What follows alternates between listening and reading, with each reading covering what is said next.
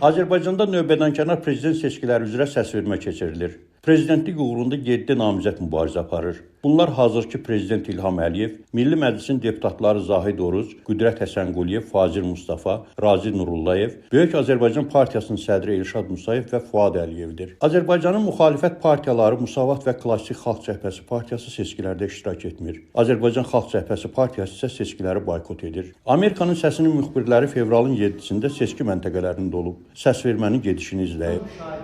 Sən yoxlayan görsənə müşahidəsin, keç yerində. Keç otur yerində. Müşahidə eləməksən. Günün birinci yarısında seçki aktivliyi müşahidə edilir. 23 saylı Nəsimi Səbail seçki dairəsinin 11 saylı seçki məntəqəsinin sədri Azər Babayev səsvermə ilə bağlı hər hansı problemin olmadığını bildirib. Seçki prosesi necə gedir? Səsvermə necə gedir? Siz özünüz seçkiyə açılandan, məntəqə açıq elan edildiyindən özünüz görürsünüz ki, vətəndaşlar fəaldır, iştirak edirlər və çəkilişdə apardınız. Görürsünüz ki, hal-hazırda da vətəndaşlar gəlir, səs verirlər. Hər şey öz qaydasındadır. Könüllü surətdə hamı gəlib öz vətəndaşlıq borcunu yerinə yetirirlər.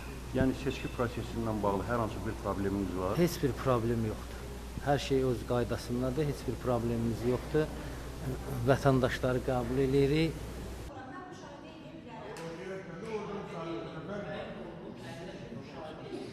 Bununla yanaşı müstəqil müşahidəsi səsvermənin yaxından izlənməsi üçün imkan verilmədiyini deyib. Gördünüz ümumiyyətlə görürəm etiraz edirsiniz. Sadəcə yaxından, yəni rahatlıqla müşahidə eləməyə icazə vermirlər, yəni müdaxilə edirlər. Halbuki mən seçki prosesinə heç bir halda, yəni səs verməyə də heç bir şəkildə müdaxilə eləmirəm, amma yəni mən gördüyüm qədərilə müdaxilə edirlər ki, mən rahatlıqla izləyim səs verməni. Bir də ki, xanımın yəni ki, sağ barmağına sprey vuruldu, halbuki sol barmağına vurulmaydı və bununla bağlı heç bir addım atılmadı. Elə olduğu kimi də göndərdilər. Ümumiyyətlə də reaksiyalar aqressivdir. Yeni Azərbaycan Partiyasının müşahidəçisi Adil Qafılov isə əksini düşünür. Nə gördünüz ümumiyyətlə, nə müşahidə etdiniz? Hələlik yeni başlayıb. Normal keçir, seçicilər öz səslərini azad verirlər. Hələlik heç bir nöqsan aşkar edilməyib.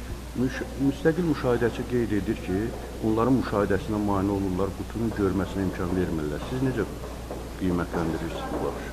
Qutunun görməsinə deyəndə ki, hər şey göz qabağındadır da. Məncə belə bir nöqsanlar yoxdur, hər şey normal keçir. Seçicilərin bir qismi üçün müharibənin başa çatması təhlükəsiz həyat əsas faktorlardandır. Digər qism seçicilər isə həyat şəraitlərinin yaxşılaşdırılmasını, məvaciblərinin artırılmasını istəyir. Bax, Azərbaycanda prezident seçkiləri keçirilir. Bəli. Siz bu prezident seçkilərinin həyatınızda nəyi dəyişməsini gözləyirsiniz seçkilərdən? Elə yerdə ki, yəni ümid edirik də yaxşı olar. İlham Əliyevə biz ümid edirik. Yəni indiyə ki, bundan başqa da prezident görmürəm. Yəni özüm də seçkilərdən gəlirəm.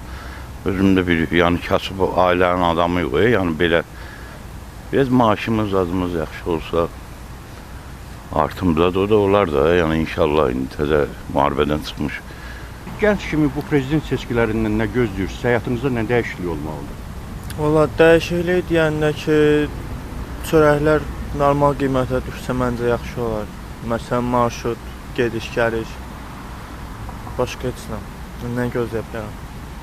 Yəni, bu seçkilərdən siz şəxsən öz həyatınızda nəyin dəyişməsini gözləyirsiniz? Nə istəyirsiniz? Nəyin dəyişmələri deyəndə ki, elə dediklərim də ancaq çörək məsələn eyni qiymətə düşsə, 40 qəpiyə düşsə və yaxud nə bilim avtobuslar gediş haqqı 40 qəpiyə və yaxud 30 qəpiyə düşsə məncə əla olar.